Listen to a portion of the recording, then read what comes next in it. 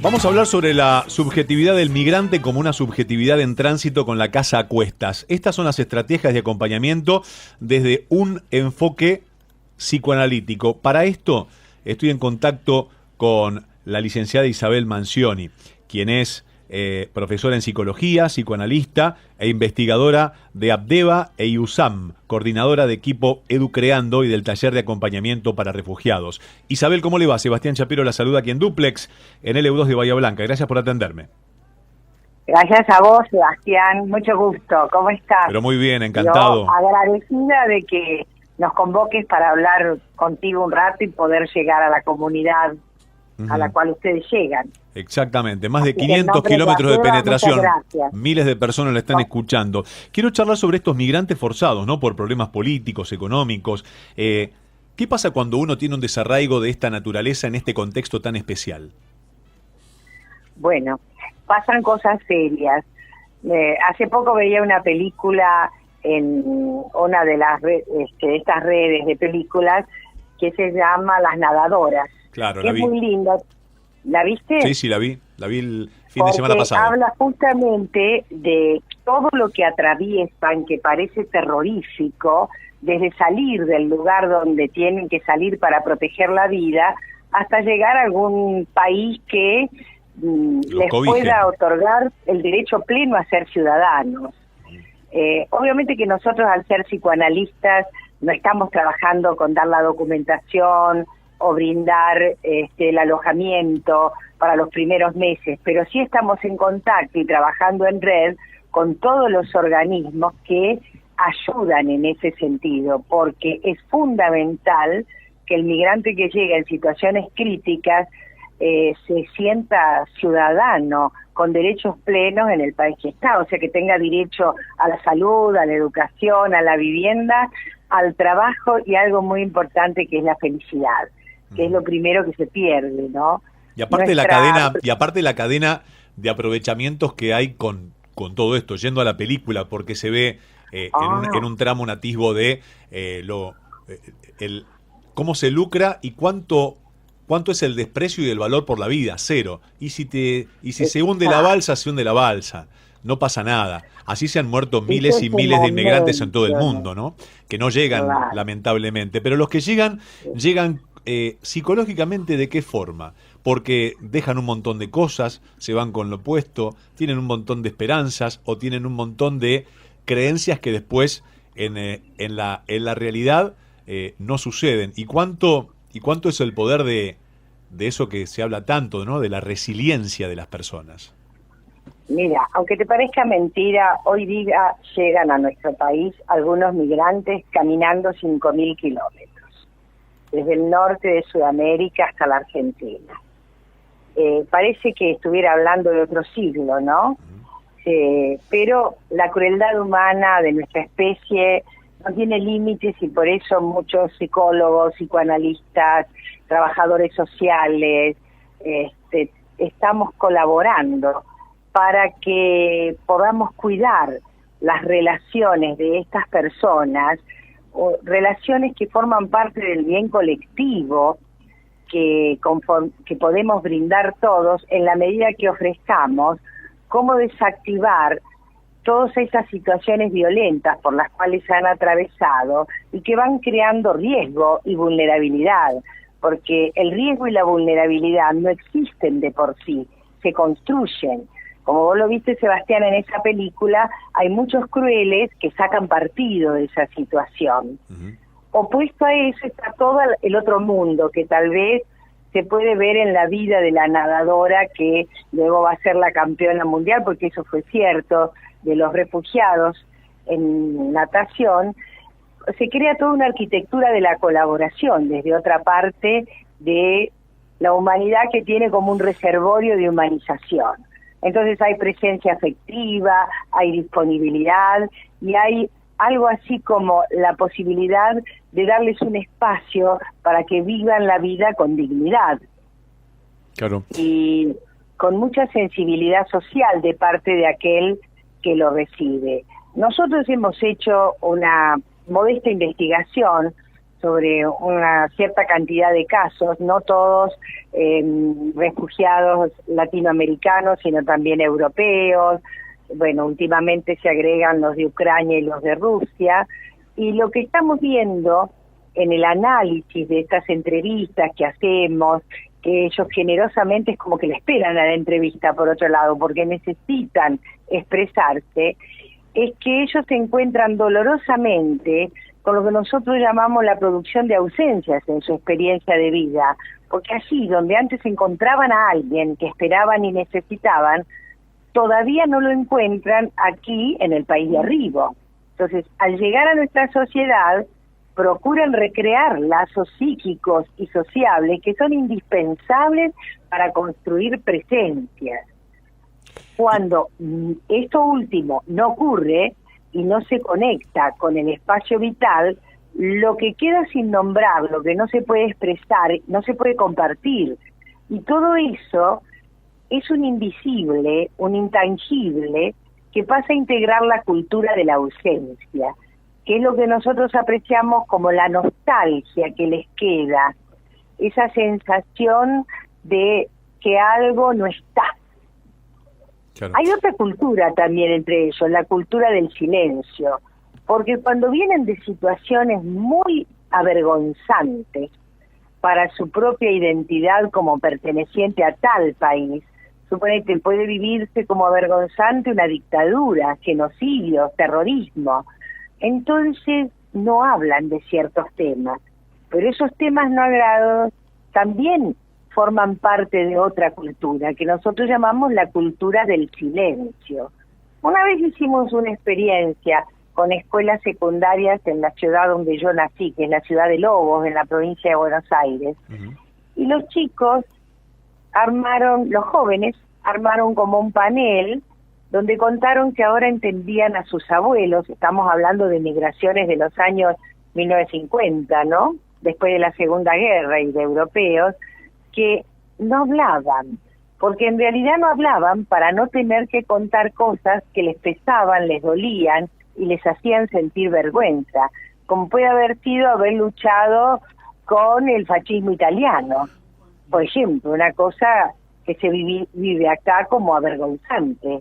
O digo acá porque en estos momentos estoy en Lobos, desde Lobos te estoy hablando. Isabel, y desde el punto de vista de como coordinadora del equipo de Educreando y el taller de acompañamiento para refugiados, ¿cuáles son la agenda que proponen para ellos y la contención?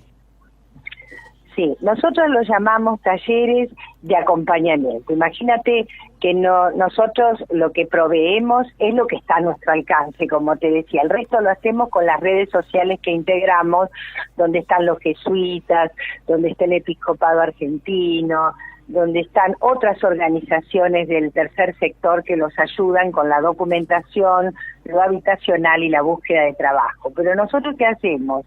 Los acompañamos para sostenerlos en ese camino, porque hay que sostenerse en el camino de hacer todos los trámites por la documentación, para encontrar vivienda, para seguir la búsqueda de trabajo. Nosotros hemos hecho desde ABDEVA un acuerdo con la Organización Internacional del Migrante, que es parte de la Organización de las Naciones Unidas. Lo que hemos acordado es acompañar a los migrantes. ¿Y qué es acompañar? En el acompañamiento, el psicoanalista se implica, se compromete, aunque guardes una distancia interior para poder observar, para poder escuchar, en algún momento también tenés que seleccionar una estrategia para intervenir a través de la palabra o a través del silencio, porque a veces también es importante hacer silencio, acompañarlos en el silencio. Entonces, ¿qué procuramos en el taller? Que se cree un espacio y un tiempo donde compartan una elaboración empática en grupo de los traumas que han vivido o las situaciones muy problemáticas, porque lo primero que hay que recrear son los vínculos de confianza, porque es lo primero que pierde el migrante forzado, el vínculo de confianza. Y los miedos no se terminan con llegar a este país, siguen activos durante mucho tiempo en las personas que sintieron peligro y que no fue una fantasía, fue un peligro real. Entonces, esos miedos y esa desconfianza se despiertan ante cualquier frustración de la vida cotidiana. Entonces, el taller también colabora en sostenerlos en su confianza hacia sí mismos y hacia el otro, con el modelo que brindamos nosotros también, de tornarnos muy confiables en el sentido de respetar sus voces, nada de anteponer nuestra interpretación a las voces de ellos, y colaborar con que ellos accedan a los derechos de cualquier ciudadano, porque no tener esos derechos es lo que pone en riesgo la salud integral del migrante. Empezó a perder esos derechos en el país del cual procede, y eso ha sido uno de los motivos de su partida. Tal cual. Sebastián, ¿estás ahí? Sí, estoy acá. Y aparte me quedo pensando en esto que hemos tenido, esta oleada de gente que ha venido de Venezuela en su momento, de Colombia. Sí, pero muchísimo, ¿no? Y me imagino qué cantidad de casos que habrán tenido. Y también me pongo desde el otro lugar, que por una situación meramente quizás económica, o porque les gusta o les gustaría vivir de otra, o darle a sus hijos otro tipo de futuro, eligen salir de la Argentina e irse a otro lugar. También eso, pero no es la parte que a ustedes les compete. Pero hablo de las dos situaciones. Y esta migración es un poquito distinta, Sebastián.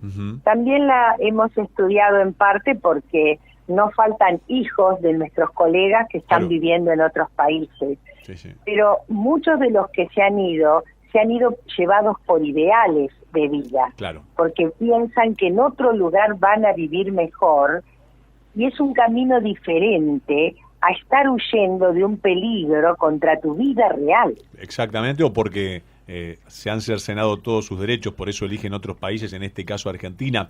Estamos viendo en Europa, cantidad de personas que ya por segunda o tercera generación forman parte de planteles de fútbol, por ejemplo en Francia, que tienen descendencia de Senegal, de Angola, del continente africano. Esto se ha dado también en esta mixtura en el mundo, y lo mismo pasa aquí en Latinoamérica con otros hermanos latinoamericanos que eligen esta tierra o algunas limítrofes para asentarse. Sí. Eso que has mencionado del fútbol, sí, se lo ve en distintos países. Ocurre, seguramente son hijos de migrantes forzados o nietos, pero el gradual proceso de empoderamiento en el país donde arribaron, nuestro país, por ejemplo, yo lo elogio porque es un modelo de país para el migrante que llega. Aquí todo migrante tiene un camino para conseguir su documentación, estar protegido en la búsqueda de lugar de vida y acompañado en el proceso de encontrar trabajo. Y tiene algo no menor, la educación y la salud cubierta. Totalmente. En ese sentido, es un país que va, ¿cómo se dice? Cuando va por delante de otros. Vanguardia. Exactamente, en lo que es todo el derecho que hay para el migrante. Ahora, en general, lo que hace el migrante, sobre todo el migrante forzado, es confiar en que sus hijos van a estar, ¿cómo decirte?, mucho mejor. Sin embargo, es interesante ver que esos hijos, que tal vez no son los jugadores de fútbol, tal vez los jugadores de fútbol sean los nietos, no sé, pero esos hijos se han sentido empujados. Es muy interesante escucharlos. Nosotros hemos escuchado, y de otros países también, porque el proyecto Educreando lo hacemos con Italia. Fíjate que trabajando con escuelas desde el año 1994, nosotros acá en la Argentina, y con Italia desde el año 2014, lo primero que te encontrás en las aulas son los niños migrantes. O sea que si vas a colaborar con una escuela, tenés que trabajar con el capítulo de la migración, te guste o no, porque está ahí en el aula, a veces no habla nuestra lengua, y la maestra necesita conocerlo y comprenderlo. Lo más tierno que hay es que en general es un compañerito de grado el que lo entiende y lo traduce frente a la maestra. Entonces hay un gradual proceso en esos chicos empujados a migrar, porque ellos recuerdan de su infancia que nadie los consultó, nadie les explicó, o sea, en el apuro de salir y salvar la vida, no hubo familia que tuviera tiempo suficiente para explicarle a los hijos por qué se iban. Los hijos iban viviendo los miedos. Hemos entrevistado gente del Congo que ha ido hacia Italia. Por esto de trabajar con Italia es que tenemos entrevistas con muchos africanos, por ejemplo. Y cuentan que pasaron 5 o 6 países y les llevó 5 años llegar hasta Italia. Y entonces la hija de una migrante dice, a mí nadie me explicó por qué, pero en algunos lugares no fuimos a la escuela. Y claro, vos lo pensás después, no solo como psicóloga y psicoanalista que soy yo, sino como ser humano, y te das cuenta que aquel que está huyendo trata de protegerse del medio, y por ahí no ir a la escuela es una protección, porque en la escuela se visibilizaría de quién se trata y si hay alguna persecución se pondrían quizás en riesgo. En nuestro país lo que hemos visto son familias que se refugian en las villas de emergencia, en nuestras villas de emergencia, porque entrar ahí no es fácil. Hay toda una, ¿cómo se podría decir? Una fantasía y una realidad también de sentirse más protegidos que si están viviendo en un vecindario, cuando la persecución no es una fantasía, es una realidad, porque nadie denuncia todas las mafias que hay en el transcurso de la migración. Exactamente, lo que hablábamos al principio, ¿no? Desde salir y prometer cosas que después no se cumplen, hasta jugar por dinero o con dinero con la vida de la gente. Tengo noticias, Isabel, me encantó la charla, le agradezco infinitamente que me haya atendido, le deseo que tenga unas felices fiestas y hasta el próximo contacto. Muchísimas gracias, igualmente, chao Sebastián. Un abrazo. Muchas gracias. La licenciada Isabel Manzione hablando sobre la subjetividad del migrante como una subjetividad en tránsito de la casa, con su casa a cuestas, y también las estrategias de acompañamiento desde un enfoque psicoanalítico.